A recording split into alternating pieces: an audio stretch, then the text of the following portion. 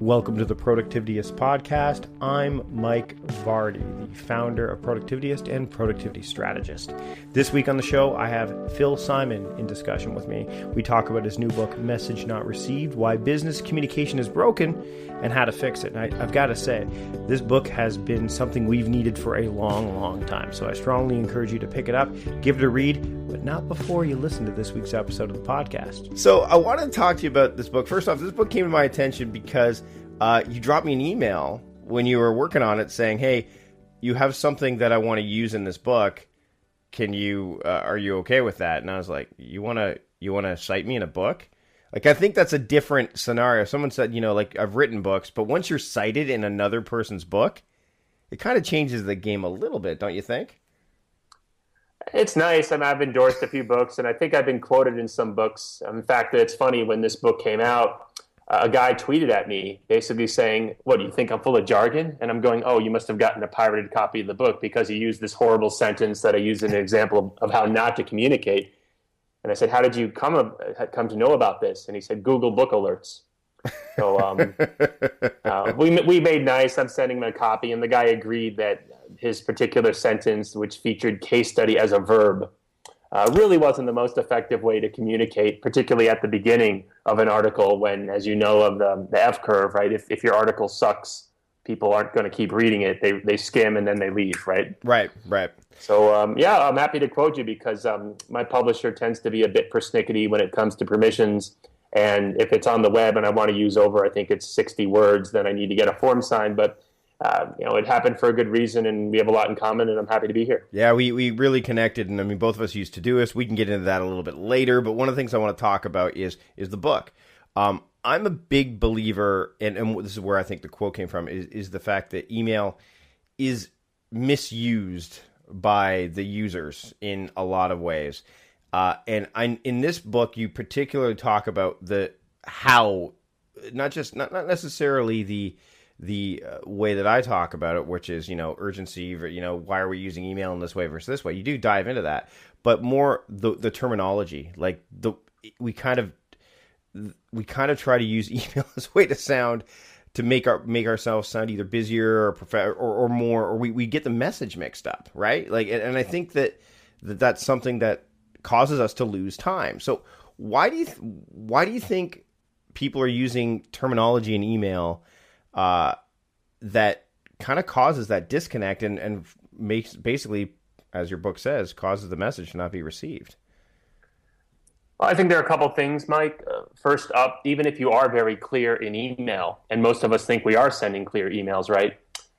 Research proves that that's not the case. In fact, one of the studies I cite for the book, they asked people, do you think you're being clear in your messages? And 80% of them said yes, which kind of struck me as a low number. I don't know the 1 in 5 who says, yeah, that's me, I'm not being clear. And when they asked people, was this message received, 75% of them in person said yes, because I can see your tone of voice, or hear your tone of voice, I can see your expressions, right? But when it came to email, the message was only fully received about 56% of the time, so it was a coin flip. And that's if people thought they were being clear. Never mind if people are harried, they make typos, they try to sound all important. So there are all sorts of reasons for that. I think that communication in general is broken in the business world. That's one of the reasons I wrote the book. But I think that it's fixable. And if we use simpler language and tools other than email, some of those tools are newer, like a HipChat or a Smartsheet or Jive or Yammer or Todoist or many of the other ones. But some of them are old school, like the telephone. In fact, one of my favorite stories of the book is from Amazon. And at senior meetings, they don't do PowerPoint. They spend the first 30 minutes in silence reading maximum 6-page papers because Jeff Bezos believes that they induce clear thought and thinking. So sometimes it's new tools, sometimes it's old tools, but regardless of the tool, using a bunch of jargon isn't likely to communicate well. And when you think about it, the word communicate means to make common. People forget that. When they drop all these acronyms and bizarre terms, if I don't know what they are, then I either have to ask and appear to be stupid, or I'm just going to tune you out, whip out my iPhone, or ignore it altogether. And those aren't really good outcomes if you're the sender. Why do you think we've gone to this acronym world? Because I know when we read a lot of like nonfiction books, a lot of them love to, because they feel that they kind of connect with people. If you can say it, they're easy to remember, but yet they caused that disconnect that you're mentioning? Why have people gone to this like kind of jargon that does cause these things to become less common when you're trying to talk to a variety of people in the business workspace or field that you're in?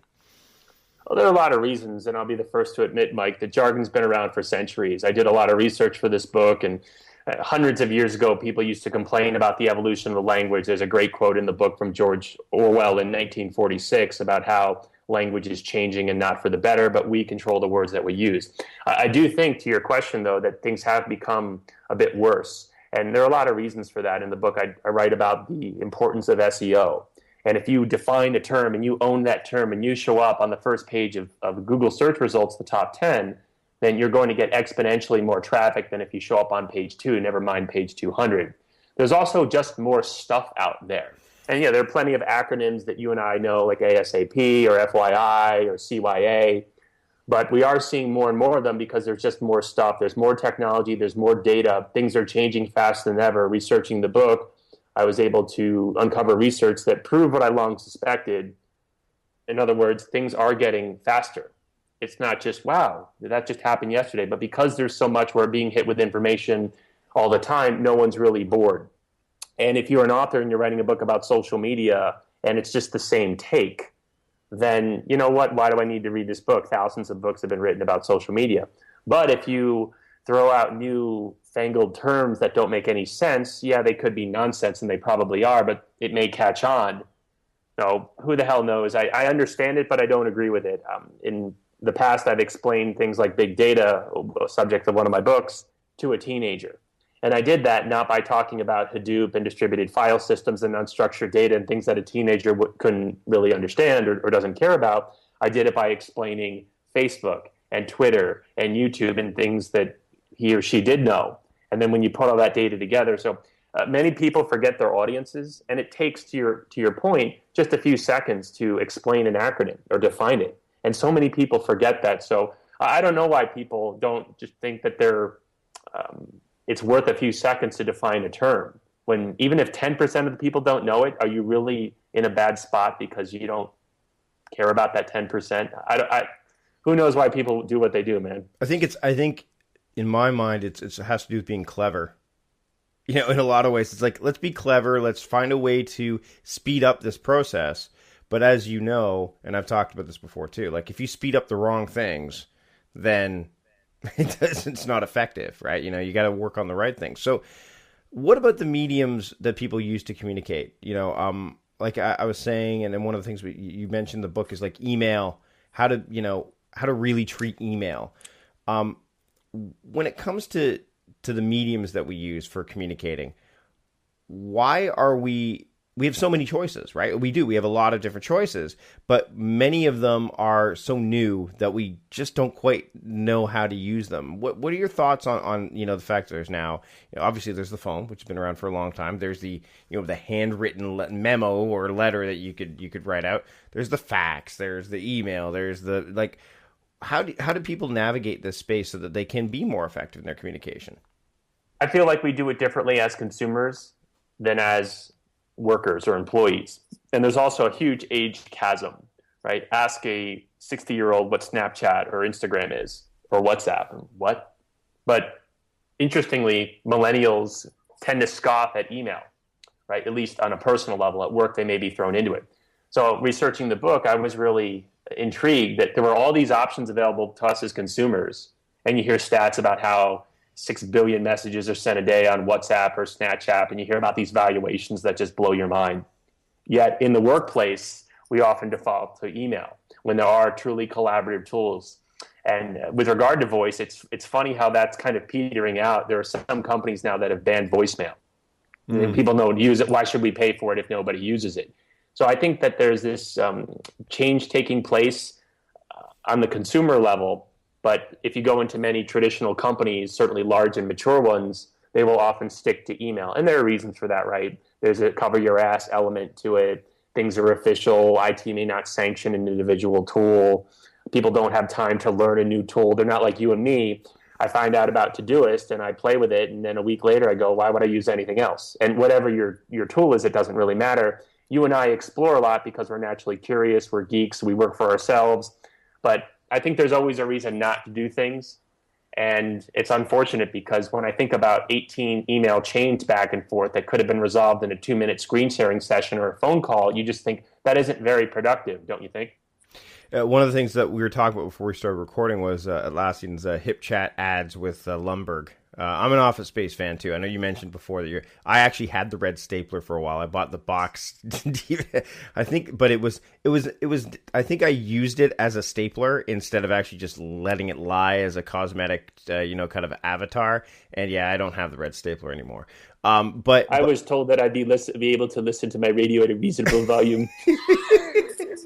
If you haven't, I'll put the show notes a link to Office Space because, as well as to these ads. My favorite one, and you can embed one of the things that they're right on the site, which is great, is the email thread. You just mentioned the line where it just keeps going and going, and Lumbergh talks about the shades of like, oh look, that's more of a turquoise than it is a blue, and I find that people are using email would be a great example because it has that cache ability, right? The ability to store and be official and have a level of both import and what people give it that level of urgency, right? I think that there needs to be that training or that kind of understanding, because it doesn't matter what program you use, like you said. There are lots of different applications out there. Email is email. You use Gmail, Outlook, whatever. Obviously, different organizations require different needs due to security protocols and such. But I would love to see, and I know you talk about it in your book, and I want to give you maybe speak to it, is email etiquette that kind of says, okay, look, this is the kind of message that would be ideally sent over email. This is the kind that you would want to use like an IM for. And this is the kind of this is the kind of thing that shouldn't be an email at all, right? Yeah, we could run down the reasons, Mike, that email is so pervasive. I'm old enough to remember receiving my first email in 1992 and said, my gosh, I no longer, I was in college, have to send copied letters to my friends to let them know how I'm doing. So I get it. And email certainly is convenient. It's cheap. It's ubiquitous. Do you know anyone who doesn't have an email address, particularly in the corporate world? It's also, as you know, so convenient, right? It was one thing if you go back to, say, 1997, no one really had smartphones. Maybe you had a laptop, but regardless, you needed to be in front of a computer, and you usually needed to dial into a VPN. These days, you just whip out your smartphone, which is always with you. We touch our smartphones 150 times a day. People sleep next to their smartphones. Something like 90% of people check their smartphones within 15 minutes of getting up. So we live in this world in which we're constantly connected. So I understand the need to use email. And I'm not anti-email. I think it's very useful. If it's, say, Phil, we want to book you for a speaking gig. Phil, we want to buy a bunch of your books, or an email from a friend. But to get to your point about etiquette, you're absolutely right. There is no reason for us to do everything over email. There's a story in the book about how a couple of years ago I was at a conference with one of my clients, and to make a long story short, I get a text saying, hey, Phil, you really behaved inappropriately. Not the first time, but concerning. I don't like to irritate my clients. I pick up the phone, call this person, leave a message, get a text back, got your voicemail, and she laid into me again. And I said to myself, we're not doing this over text or email. This is an in-person conversation. I want you to understand where I came from. And it's so easy, right? I write for Wired Magazine and my posts get decent traffic, but I always look at the comments and it's the trolls, right? You're an idiot, right? This is terrible. Who paid you to write this post? Blah, blah, blah. But no one would ever say that to me in person. So I think a lot gets lost through a text-based message, whether it's email or text. And there are real benefits to having in-person conversations, particularly if it's about something difficult, or even if it's just to catch up or explore opportunities. I'm of the opinion, and I'm sure you share this, that everything that I write within limits, I want to answer once. That way it's on my website, and I could point someone to a URL versus typing out the same 25-word or 100-word response all the time. It's just a better way of working. Actually, funnily enough, yesterday I had somebody trying to understand how they could manage their time better, and I explained to them, well, you should try working by context instead of by project. And I tried to explain it a little bit it was in a Google Plus post, and I tried to explain it a little bit, and then they said, thanks so much, love it, but I still don't quite get what you're talking about. Could you explain a bit more? And I'm like, I'm not writing this out again. As much as I love talking about it, I've talked about it. So here are, and I didn't want to, that's the other danger. Social media can be tricky with this too, right? Because social media is all about being authentic and genuine and having real, like, I think in my mind, not just being informed, but having conversational. You can actually have a decent conversation in social media. But there's a fine line between being conversational and then eventually going to the self-promotional side where it's too far gone. And that's why I don't, again, it's about being intentional with it, right? It's about being aware, saying, okay, you know what? I could have just replied to this guy initially and said, check out I'm a productivity strategist. Check out all the posts I've written about this, right? As opposed to, let me try to help you through. And I think, again, being intentional with the communications, what you're trying to get across in this book, right, is pay attention to what you're doing and make sure it's driven by the proper intent. Like, don't lose sight of the intention of what you're trying to get across just for the sake of speed or the sake of jargon or whatever. I mean, just get that message out there in a way that can be digestible and accessible, because, I mean, cavemen wrote on walls, thousands of years, millions of years ago, whatever it is, right? And we could look at those, and I mean, there's hieroglyphs. We could see all these different styles of communication, and what they mean to one person might mean something to someone completely different. Sure. And the goal, especially as we have more and more information coming our way, I'm sure have you read Clay Johnson's The Information Diet? That one I've not read, no. It's phenomenal, because he talks about so much stuff coming at us. We need to stop a certain amount of information and go on a bit of an information diet so that we can start to, digest the right information.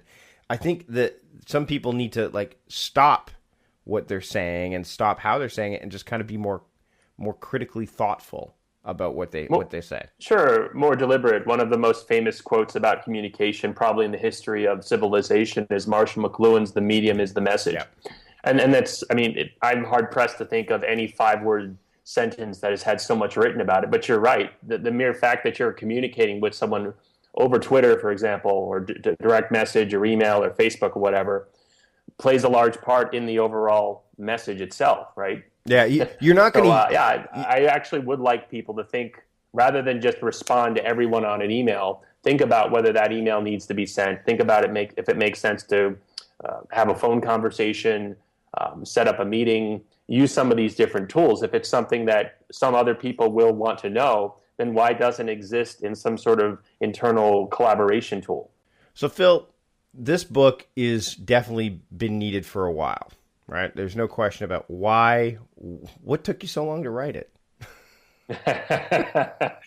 Yeah, it was, I'm averaging a book a year. So this is number 7 in 6 years. But just as a way of giving you the backstory, Mike, I have written books about management and technology and data. And as I was thinking about my next book about a year ago, it just occurred to me that whether it was platforms or IT projects or big data or social media, any of that stuff, none of it matters unless people understand it. And there was just a dearth of understanding out there the way that I saw it. So to me, this book isn't necessarily a departure for some of the other ones. It kind of builds on it. And when people talk about all these different terms and jargon and people are deluged with emails, there could be some really interesting stuff in there that could help them, as you know, but they can't open their eyes. They're swimming in 1,000 messages in their inbox, or they're so inured with their own habits that they look at something like Todoist or Smartsheet or HipChat or anything else, and even though in theory they may agree, they don't have time to learn. And I find it silly that if email is something we did 3 minutes a day, who cares? It's only 3 minutes. But according to my research, the average person spends about 28% of his or her day swimming in email. And that number is increasing at 15% a year. So I think it was Voltaire who said, if not now, when? Mm-hmm. I mean, there's never a great time. And yes, there's always a learning curve, no matter how simple the tool. But as I'm sure you would agree, in many cases, the squeeze is worth the juice. Now, before people go out and pick up the book, which they will do, and I'm holding it in my hands. This is not a video podcast, but Phil can see I'm holding it right here, right now. If you're going to give somebody one nugget out of this book right now, one tip that can get them started on their way to, communicating better, what would it be? Just one, huh? Just one. It's like the Chris Jericho question on the Talk is Jericho. What's your favorite match, he asks people. And they're like, just one match? Yes, just one match. Pick your favorite. Or maybe the one that's going to get the easiest one for somebody to start and that way they can get the results they want right away. Actually, rather than a tip, I'm going to throw a quote at you, and it's from George Bernard Shaw, who was a philosopher, English writer, and he said the single biggest issue in communication is the illusion that it exists or that it's taken place. And I think that's very important to remember. Of course, I was clear. I gave a talk. I sent an email. But just because you sent the message doesn't mean, A, that it was received, and B, that it was fully received and understood. So, I sort of butchered the quote a little bit, but it is a particularly good one.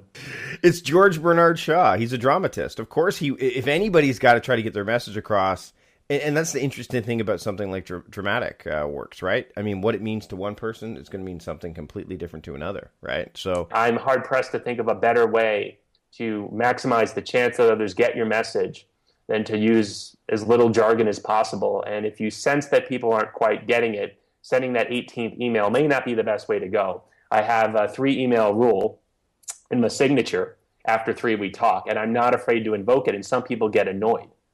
But I just tell them this is kind of how I roll. And sometimes I'll have to suspend that rule if it's a time zone issue or if someone's 75 years old and I know they're not going to get on a Join.me session or on Skype.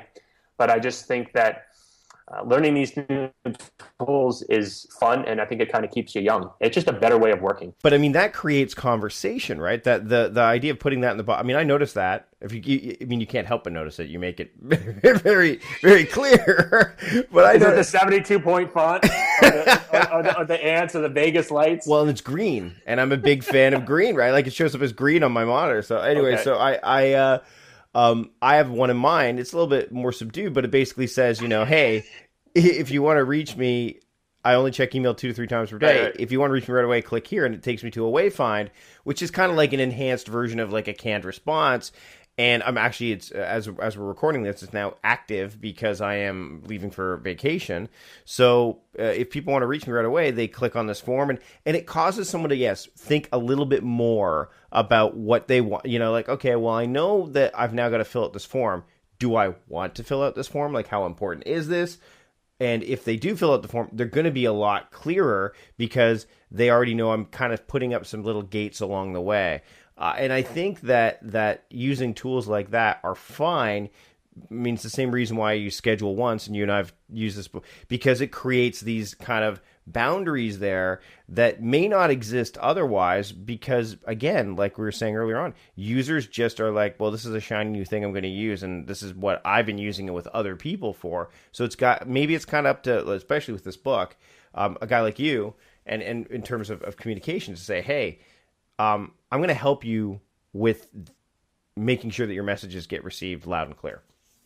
Yeah, email's almost too easy. I agree with you. And it's tough sometimes for people to prioritize. In fact, I did an interview with MIT a month ago. I don't think it's gone live yet, but one of the questions was, if you were CEO, how would you deal with the problem? And one of my thoughts was an email tax, 1 cent per email, right? Nothing that would break the bank. But if you send, let's say you get the first 50 free. And if you send 120 emails a day, you pay 70 cents a day. And at the end of every month, you saw from your paycheck a deduction of $15. Really? So you would notice that. And the fact that there's just a little bit of friction in the form of 1 cent may cause you to think, do I really need to send that email? So I have all sorts of crazy ideas. But the bottom line is, as I argue in the book, in many companies, how we're working isn't working. And my hope is that the book will start a conversation. I don't have all the answers. I'm certainly not the arbiter of what is and what is not jargon. But I really do think that things are kind of out of control. And if you look at future trends, it's just going to get worse. So why not shake things up and force people to think about their own messages? So that's kind of the goal with this book. Well, Phil, it's a great book. I've read it, of course, in digital form, and this will go with me to Mexico. Because I won't know much of the language there either. I'm going to give Mensaje no recibido. See? I don't Yeah, my Spanish is actually pretty good. It's French here in Canada. I'm a bit better with the French stuff. But where can people find one of my favorite quotes from Bill Murray in Groundhog Day, when he knows that she's into French poetry, and he rattles off this beautiful French line that he practiced over and over again. And she goes, "You speak French?" And he just looks at her dead serious and goes, We. Groundhog Day is one of my favorite classic movies. I mean, it's not that old, but it's a great movie. In fact, it's how One of my all-time favorite lines. Eh? What if there is no tomorrow? There wasn't one today. It took me a year to figure that one out. It hurt my head. It's actually how I start my New Year's on Groundhog's Day because of that movie. Because I don't want the next year to be the exact same as the year before. So that's when I start my new year. But that's the topic for another conversation. Phil, where can people get this book, Message Not Received, Why Business Communication is Broken, and How to Fix It? And also, where can they find you on the internets? Books on Amazon and Barnes & Noble and digital, physical copy, all that stuff. It may be in bookstores, it may not. Online, I'm at philsimon.com, and on the Twitter, I'm at philsimon. Thanks again for joining me this week on the podcast, Phil. It's a great book, and people need to read this. No matter whether you're working in the business world or not, this has got some really great practical tips and insights as to how you can craft your messages in a way that no matter whether you're, your mother trying to send you a joke email every day, or whether you're a CEO of a corporation that's sending hundreds of emails that may not need to be necessary, or not sure that why the message isn't getting across, this book will help you with that. So thanks again, Phil, for joining me this week. Thanks, Mike.